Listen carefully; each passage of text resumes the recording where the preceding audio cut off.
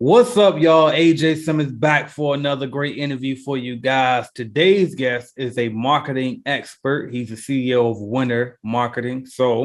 I brought him on because I felt like we can gain from him. He can teach us some advice on how to market and grow our cleaning company. So without further ado, Michael Carillo. What's up, Michael? Headed to the top, ain't none of y'all stopping me. Used to say I never get a ring, Charles Barkley. Now I got a wife, got kids, on property. Bubble-eyed beans that look like that be watching me. Okay, I lied about the beans, but that was hard though. I'm still in that black act, but she starred though. Cause that's all it takes. I'm flashing for. I'm on my grind, not no more. AJ, how you doing, man? Thanks for having me on.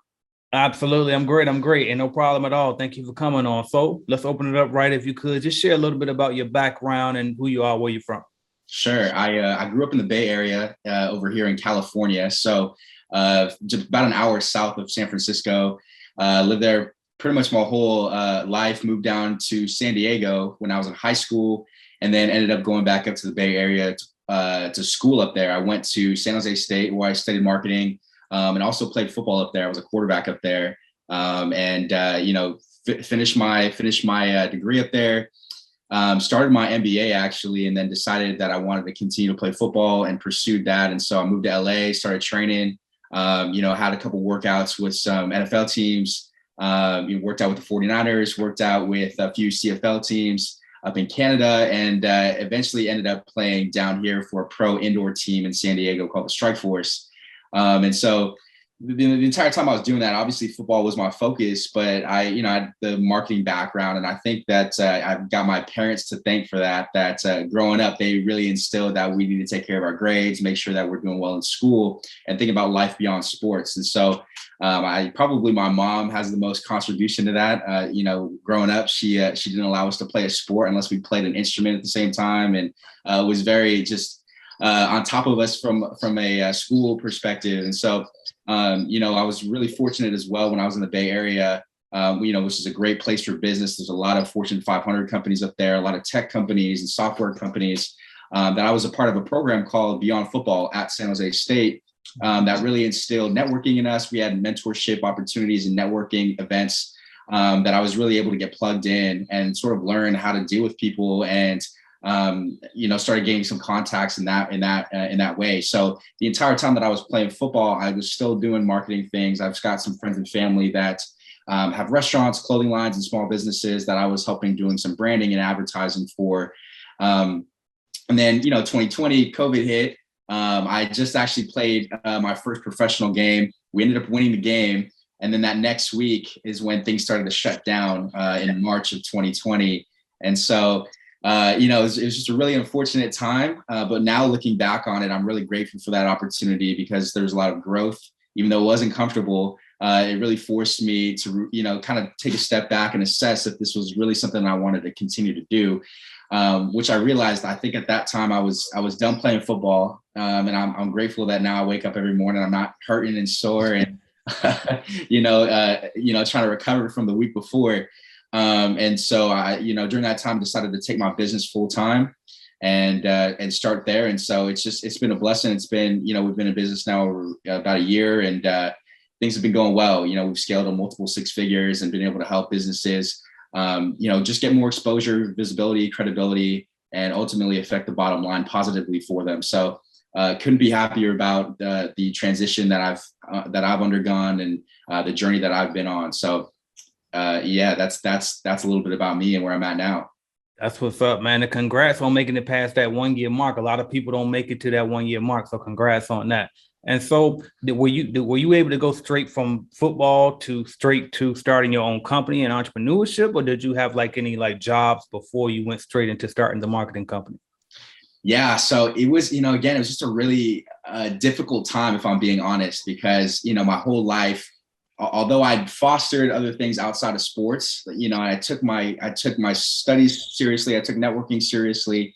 I think just how abruptly my athletic career ended was really difficult for me. So I never took on a job before starting entrepreneurship. I had a little money saved up, and I was doing all kinds of things. I was doing private quarterback coaching, and I got almost 15 kids here in San Diego that I was training at the time.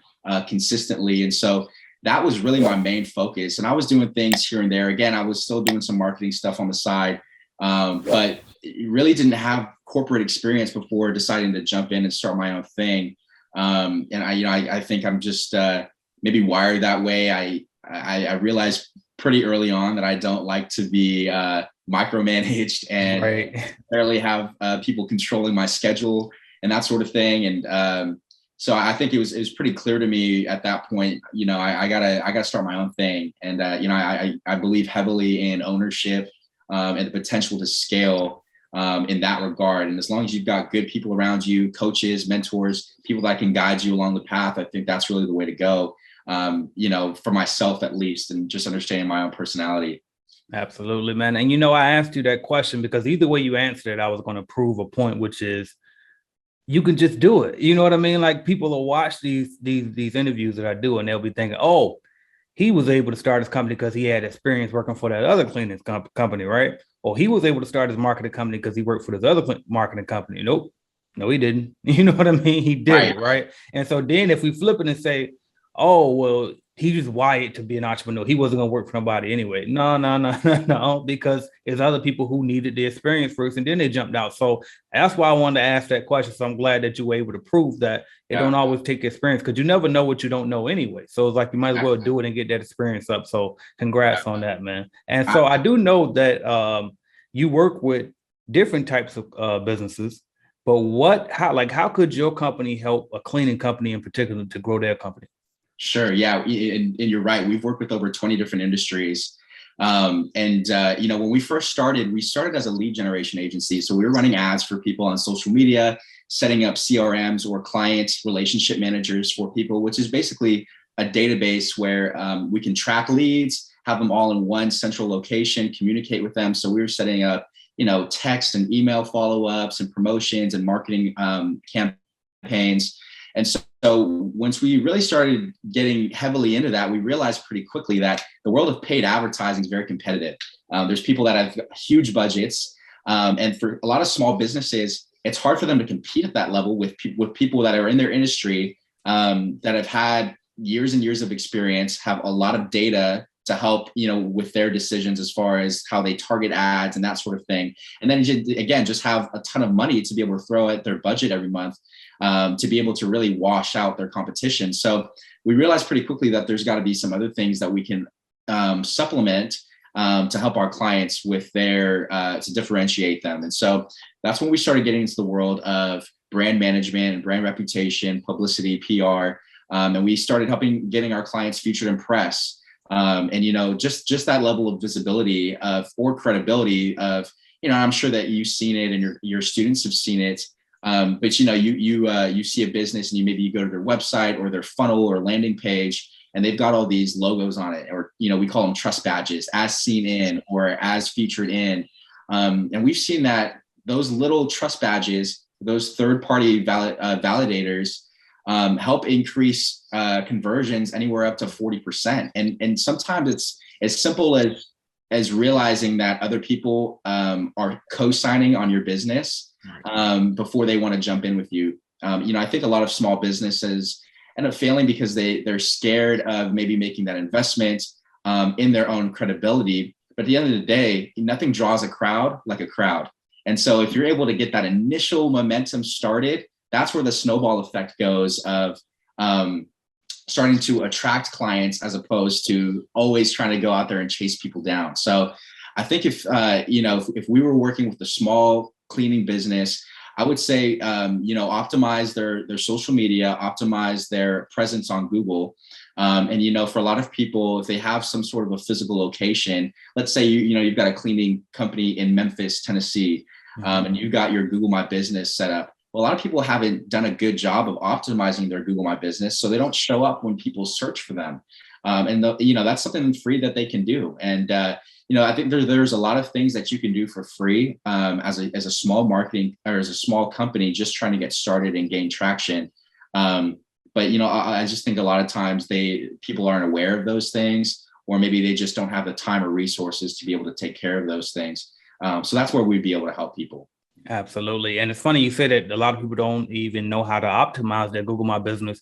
some people don't even know what Google My Business is. You know what I mean? Like I mentioned it on my channel here and there, but it's like a lot of people never even heard of it. So I agree with you 100%, man. So that's good to hear. All right, cool. So the next thing I want to ask you is about websites, right? Because I work with people who are literally just starting their cleaning company. They're working on shoestring budgets, and they're asking me sometimes, AJ, do I need a website?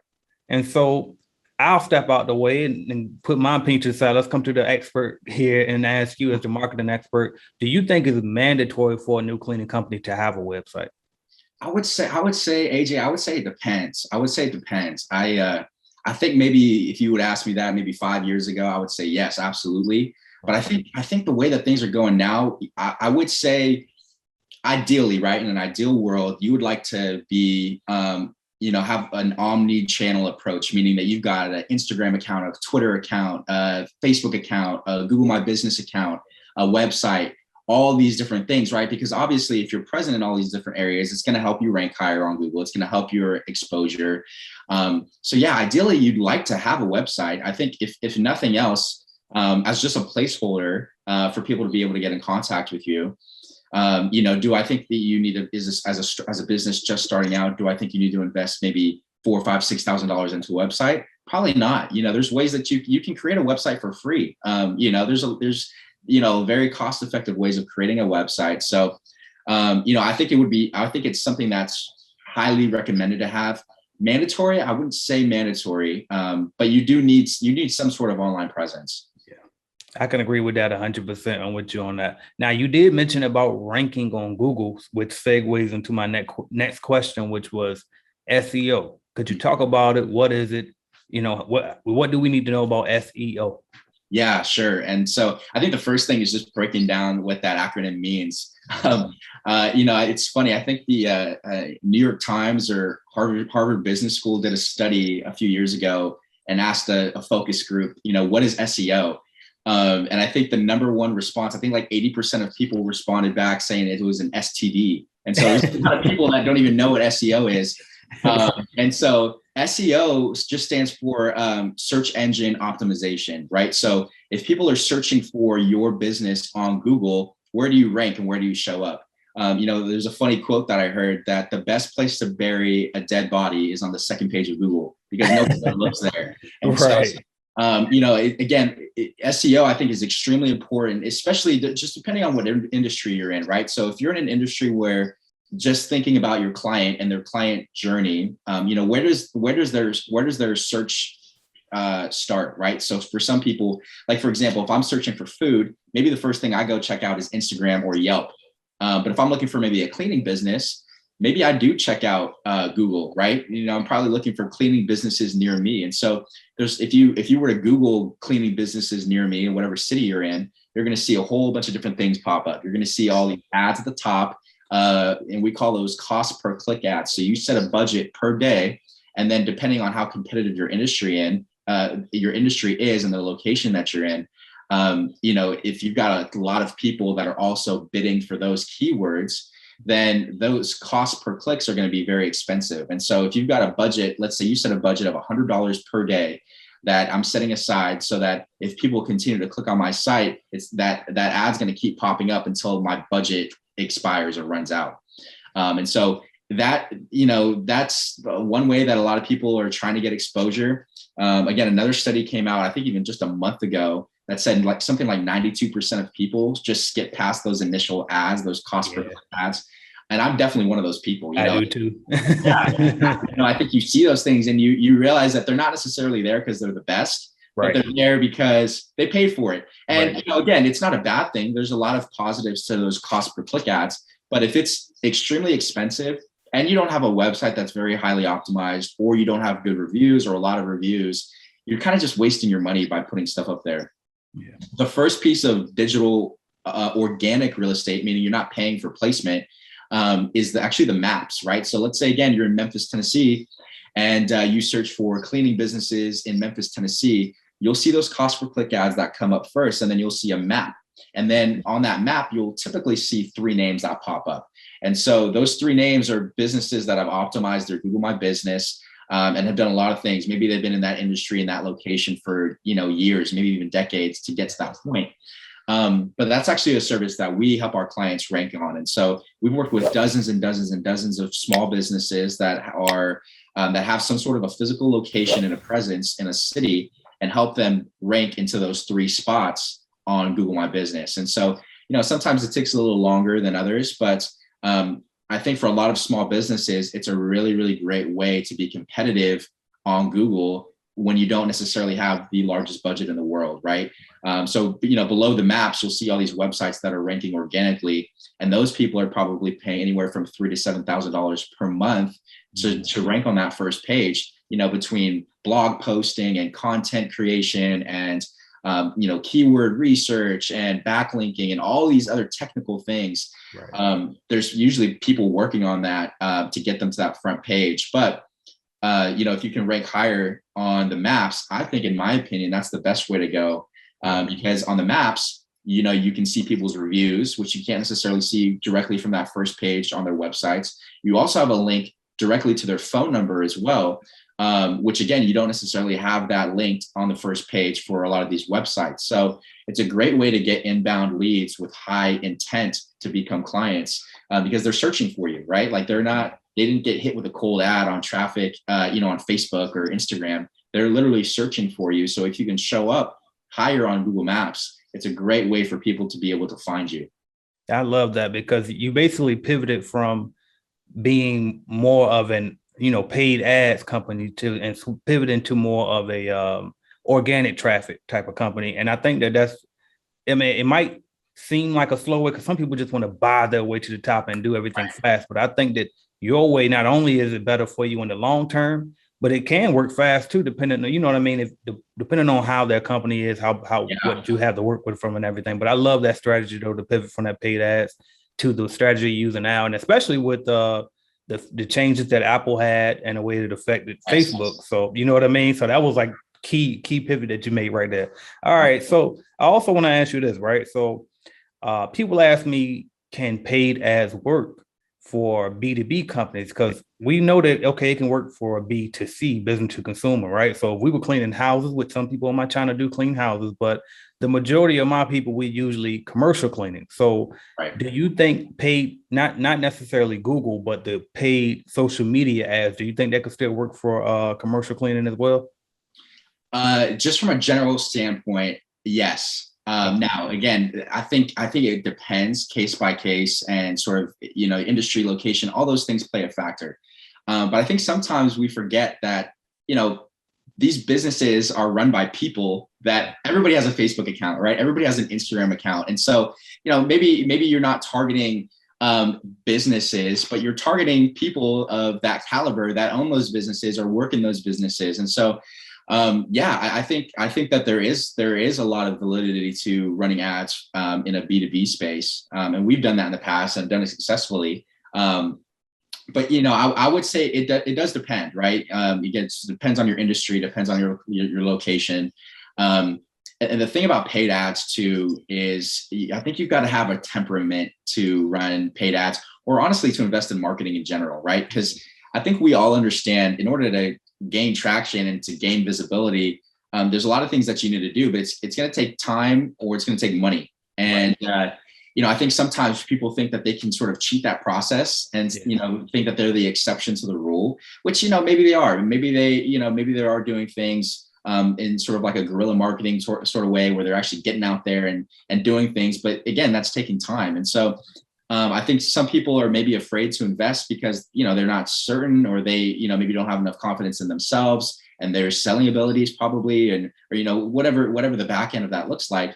But I think that if you have the temperament and the patience to be able to do it, and you're wise about it and can set a certain budget, aside each month to be able to start investing in that, I think it's a good idea to at least test it out. And again, make sure that you're tracking the right things and using the data correctly. But if you're able to test those things out and figure out what's working, then I think that that's something that can absolutely be a viable part of your business and your marketing strategy.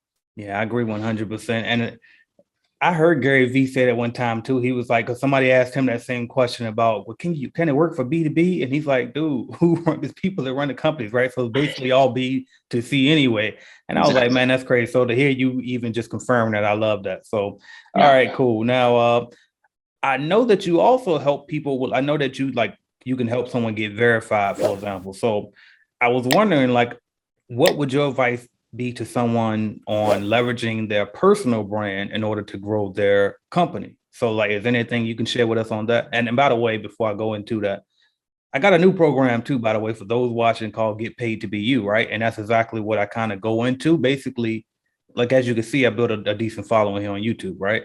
And so I'm leveraging my personal brand to build my company, Clean Biz Network now. And so, but I kind of did it on accident at first, right? So it's like, if I could speak to you about, I know you help people do this as well. So could you just kind of share of how you would go about doing that, leveraging your personal brand to grow your business?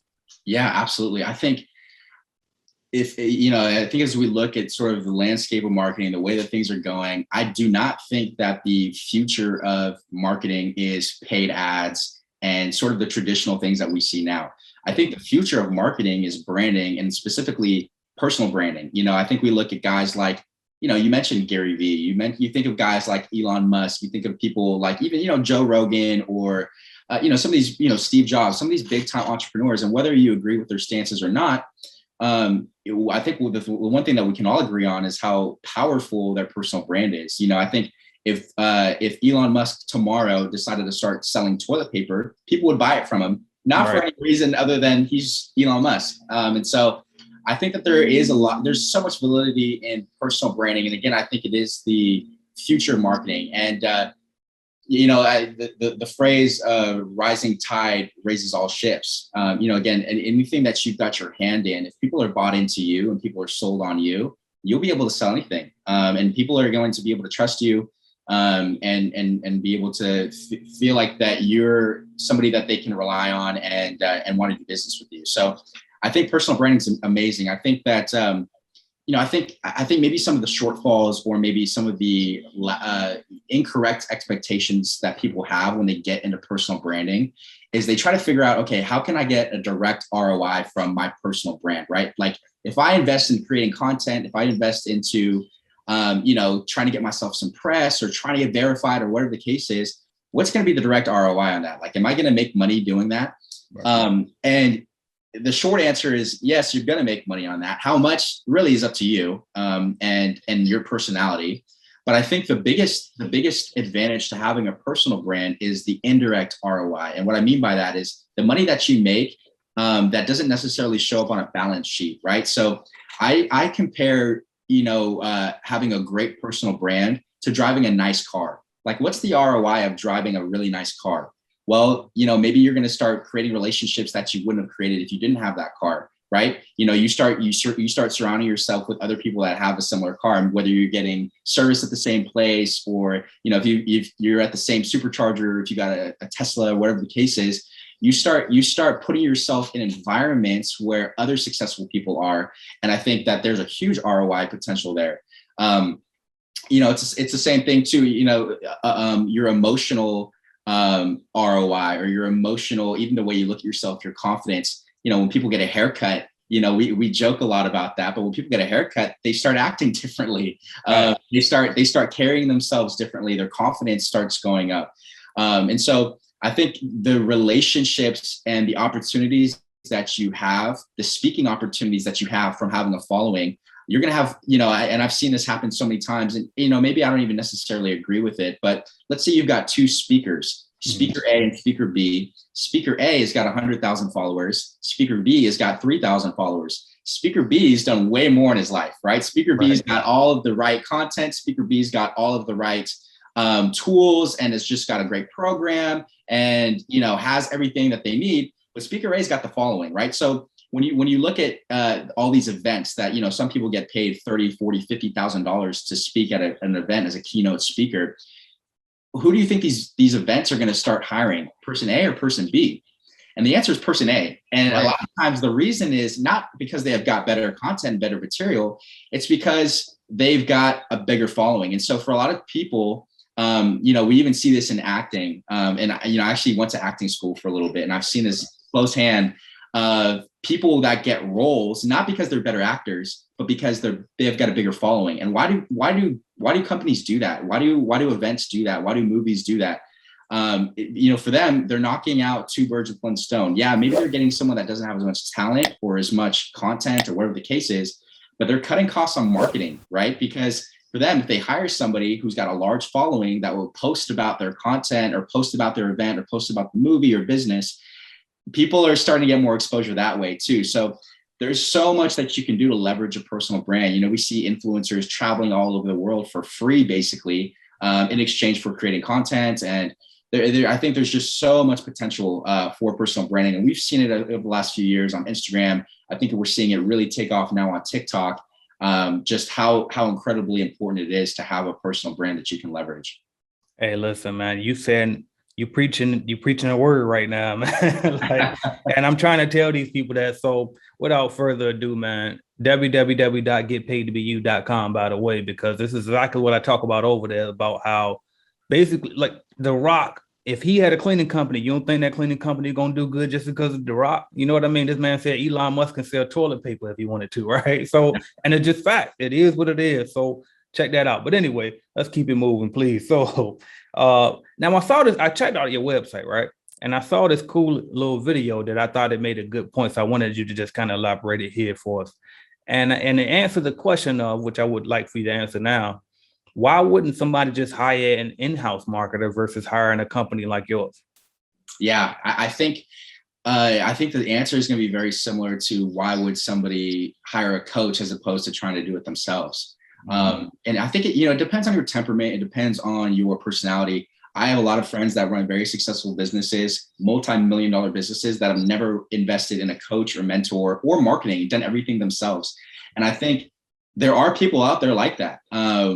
But I wouldn't say that that's the majority of people. And so, there's a lot of terms that we talked about today. I would say, realistically, for somebody, by themselves to be able to do all these different things from a marketing standpoint, it's just not, it's not the best use of your time. And B, you're probably not as good at it as somebody else.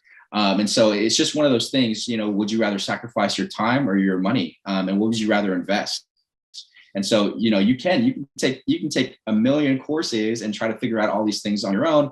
And, if that's your personality, more power to you.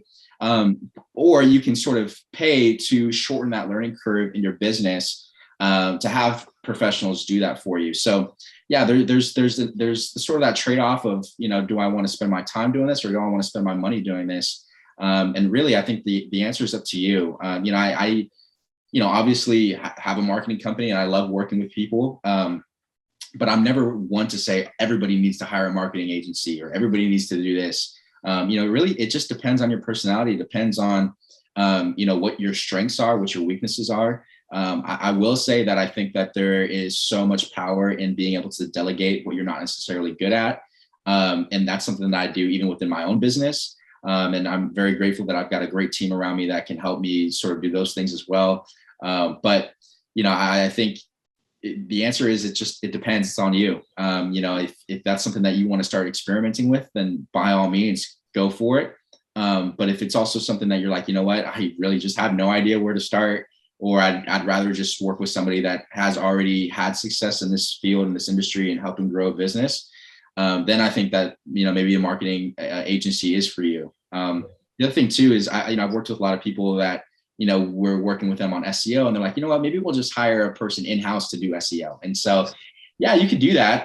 But there's a lot of things that you also got to consider. There's a learning curve a lot of times, and SEO, especially in ads and all these other marketing channels, it's a lot of work for one person. To have someone doing that full time, in my experience, and from what I've seen with businesses that we've worked with, and some that we haven't worked with because they wanted to hire somebody in-house, it ends up just usually taking a longer time. But bottom line, what I will say is, if you're kind of in this place where you're trying to figure out, should I hire somebody in-house? Should I try to do something myself, or should I hire an agency? Do something. Don't let that paralyze you, right? If you're going to hire somebody in-house, do it. Don't take 9 months to say, okay, finally I'll figure it out then, or whatever the case is. just get going, go fast and break stuff, and figure things out along the way. But, money can be replaced, money can be replenished, but time can't. Yeah, so, I agree 100%, man. I can attest to every single time where I kind of plateaued and I either A, hired a coach, or B, hired an assistant or a company or something. The revenue always went up after that, right? So the problem was always, I can't do nothing but piggyback on that, man. And one last question I got for you before we go to this lightning round is, as an entrepreneur yourself, what would you say to somebody who's on the sidelines right now? They're thinking about starting them a company, but they just scared to take that jump, man. What advice could you give to that person? Yeah. Again, it's not for everybody. That's the first thing I'll say. It's not for everybody. And, I actually saw something today even about the difference between an entrepreneur with an E and an intrapreneur with an I. And I think some people think that they're entrepreneurs, meaning they think that they want to take the risk, they want to grow their own thing, and they want to scale it. And then they jump into it and they realize very quickly, I need something secure. I need a paycheck every month. And so for them, being an entrepreneur just probably isn't for you, because there is no guaranteed paycheck every month as an entrepreneur. As an intrapreneur, if you're able to find somebody that does have an inkling towards risk, then you can work with them in a very high level and be creative in that space, be creative in that environment. But you do need something secure. So I think, something that I always say is self-awareness is a superpower. If you know yourself, you'll be able to figure out whether or not that it's for you. But if you do have that itch inside you, maybe you do have a corporate job, or maybe you're doing something, or maybe you're in school, or whatever the case is, but you've got that little itch or that little, just something inside of you that's saying, I want to start something. I think this is for me. Then jump in, man, jump in. But I think the biggest piece of advice for anybody that I have just jumping in would be find a coach, find a mentor, find somebody that you can rely on and sort of follow and have them guide you along the process. Because A, it'll shorten your learning curve. It'll help you avoid mistakes.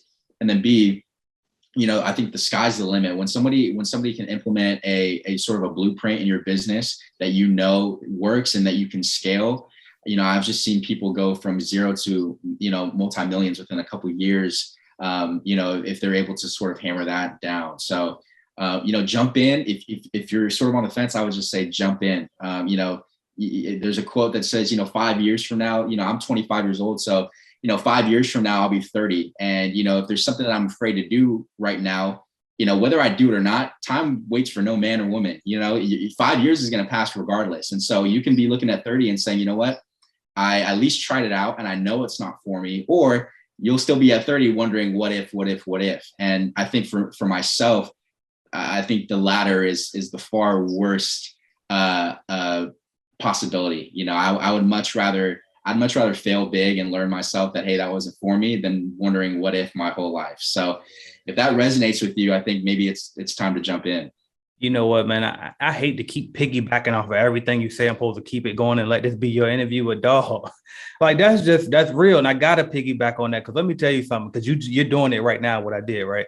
I think I was probably about 25 in that video. I did a video because I've been on YouTube for a while now, and I was walking out of a building. Actually, I might have been driving in the car, but either way, I was on the way to a building or something to do with cleaning the building, right? And I did a video on my little phone. And I was like, look, I'm 20 something right now. And by the time I'm 30, I'm going to be in a position to never have to work a job again if I just keep going. I think it was my birthday too. And I was recording for my birthday saying that I'm working for my birthday, because I know when I turn 30, blah, blah, blah. Well, 30, fast forward a few years later, 30 came and I quit my job. I quit the job at Jam Pro and never looked back. So I've practically been retired since I've been 30, right? And so now here I am, 33 today, still don't have to work, right? I come to the office because I want to, you know what I mean? This is my quiet space away from the family, but I don't have to be here. And a lot, probably two days a week, I probably don't come in. I might come in maybe 3 days a week, and I literally can do whatever I want. And my money comes in regardless of whether I decide to work that day or not. But that's all about because I decided to take that risk then, you know what I mean? And then for you, if you're watching, if you hadn't started yet, it's now. You know what I mean? It's like, if you don't start now, then guess what? In 5 years, you're going to still be thinking about it. 5 years after that, you still be thinking about it. You know what I mean? So it's like, if you don't start now, you won't be able to reap the benefits later. So just go ahead and do it, man. I'm sorry, I couldn't help but to jump in on that one, No, man. that's good stuff, man. That's really good. Absolutely. All right, cool. Now you're gonna be able to look at this video and say too, you know what I mean? When I was 25, I told him that, you know what I mean? So when 30 comes, you'll be able to do it too. All right, cool, man. Lightning round time. So I'm gonna say a word or a phrase, and you just tell me the first thing that comes to mind, and we can roll like that. You ready? Let's do it. All right, cool. So top 5 entrepreneurs. Oof. First things that come to my mind are athletes. Actually, I think of guys. I think of guys like Shaq, Kobe. Okay. I think Shaq owns like I think a couple hundred 24-hour fitnesses, right? I think a lot of guys have a hard time transitioning out of sports, but he's done a great job to be able to leverage again a personal brand to be able to monetize all of these connections or relationships that he has. Right. I love that. I think Shaq, definitely Shaq. All right, you got 4 more. Okay, man. So I'm thinking I'm just thinking of all these athletes. I think guys like Kobe, another great investor, and I'm a big Warriors fan from the Bay Area. So Steph Curry, he's my favorite athlete. But even he's investing in. I see he's invested in like a phone company, and a lot of these guys invested in Beats pretty early on, and Body Armor, the energy drink, and that kind of stuff. And so for them, it's just their kids are never gonna have to work, kind of deal. Let's see. Shoot, man. I think Shaq, Kobe, and Steph. We got 2 more. Kobe, Steph, Shaq. Chris Do, actually, he's actually big on YouTube as well. He's got a company called The Future, Futur, I believe. Oh, I know exactly who you're talking about. I didn't know his name, but I'm subscribed to that channel. I know exactly who you're talking about. Yeah. When I first started my business, I looked at his stuff a lot, man, and he, just the way that he sells, the way that he sort of just handles his business, I have a lot of respect for him. He's very, very much himself, very genuine. He's one of those guys that started his business maybe later on in life, right? But it's been extremely successful. It's been extremely consistent, and he's somebody that I really, really look up to, and I think he's just a phenomenal entrepreneur.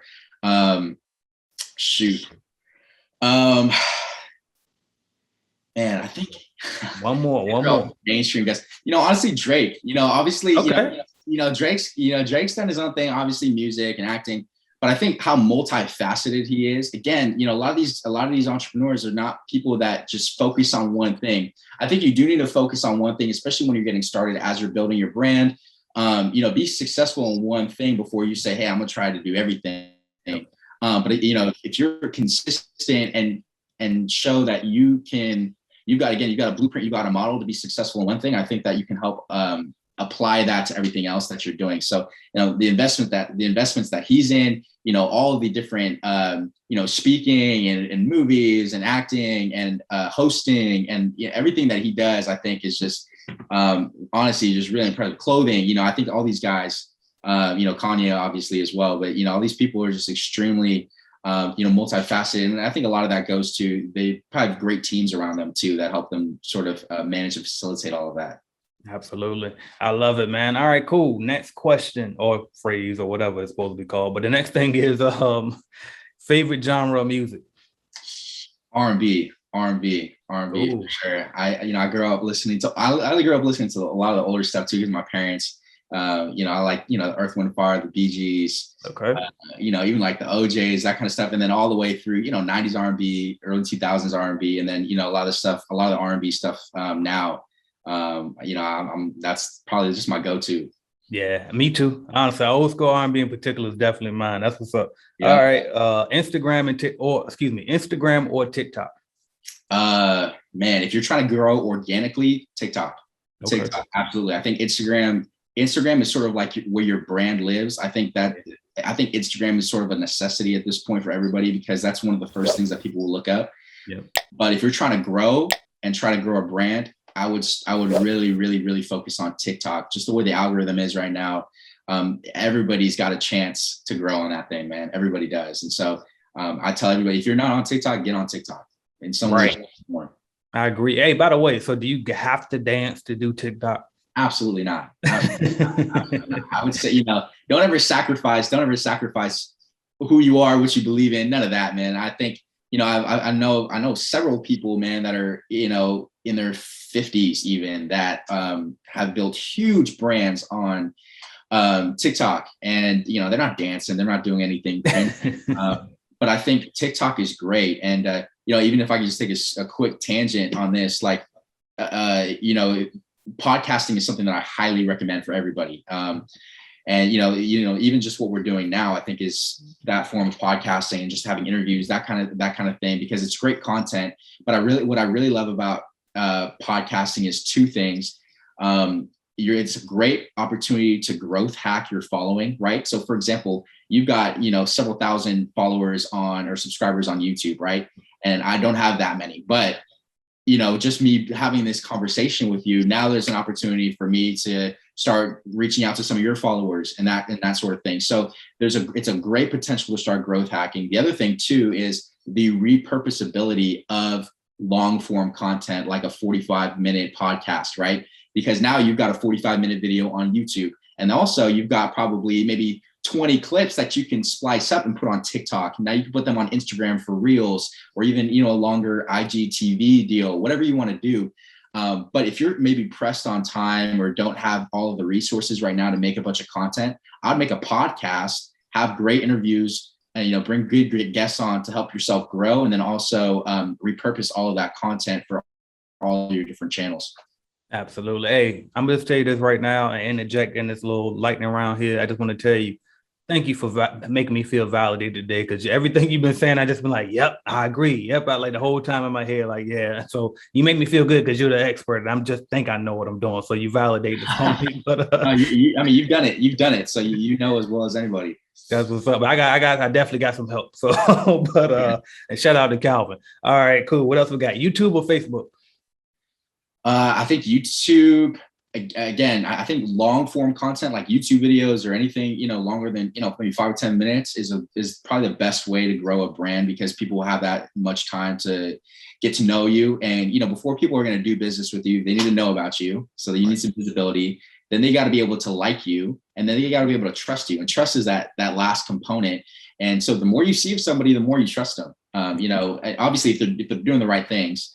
But the more you see of somebody, the more opportunities that you have to build that trust. So I would say YouTube just in general, but I would say Facebook is obviously, it's a staple as well. Right. All right, cool. Grant Cardone or Gary Vee? Oh man, Gary Vee. Okay. I'm a Grant guy, but I can kind of tell you would go with Gary though, which is cool. Both of them great. Yeah, so. Yeah, they're both extremely successful, obviously. Right. I don't know. I don't even know why I would say one or the one. Right. That was just my first inkling response, but both extremely successful, both great content. So I think they're both amazing. Absolutely. All right. Last one. Favorite book? Oh man. I think the one that's probably resonated the most in my life is the book Outliers. And it's by Malcolm Gladwell. I've read it a few years ago. I actually need to read it again, but they got the concept in there. If you've ever heard the term 10,000 hours, it takes 10,000 hours for somebody to become an expert in their field worldwide, or become world-class in their field. And so, I think especially as a football player, when I was playing quarterback, that was something that I really resonated in was, I gotta get my 10,000 hours in, whether that's working out or throwing the ball or whatever the case is. And now in a business, I think that there's obviously an important distinction of work-life balance and, again, knowing your personality. Some people can't work 12 hours a day. But I think that there still is that ability of consistency, repetition. And it's just a great book. There's just a lot of gems in there for sort of the underdog, maybe not the person that was gifted with everything, or maybe the most talented or most skilled person, but you can still find success by applying the principles in that book. So it's a great book. I highly recommend it. Absolutely. I love that book, by the way. Hey, man, Michael, I appreciate you so much for coming on. And before I let you tell everybody where they can find you, let me tell everybody where they can find me. So if you're interested in starting your cleaning company and get off that fence and stop playing, make sure you go to www.cleanbiznetwork.com to get your cleaning business started. And if you're thinking about starting your personal brand, check out getpaidtobeyu.com as well. But before we go, Mr. Michael Carillo, thank you again for coming on, man. How can we follow your journey, and where should we go to use your services should we need it? Yeah, absolutely. So my website is winnermarketing.com. Obviously just spelled with a Y. And the reason is because in order to be a winner, you got to understand your why, your purpose, and to be able to draw that out and rely on that when times get tough. So Winner Marketing, there's a way for you to get in contact with me there. You just Google me and, my Instagram will pop up, and, that's just another way. I'm pretty active on Instagram as well. So, or just shoot me an email at Michael, Michael at winnermarketing.com. And, be more than happy to talk to anybody. Perfect, man. I think you've been an honor to talk to. I thought it was only going to last for like 15 minutes, but since I had fun, it went longer. Hopefully you had fun as well, man. And thanks again, man. I love to do this another time with you. And let's keep in touch, man. I appreciate it. Absolutely, AJ. Appreciate you, man. Thank you for watching my video, and make sure you hit that like button if you liked the video, because I know you did, and also hit subscribe, and right beside that subscribe button is going to be a notification bell.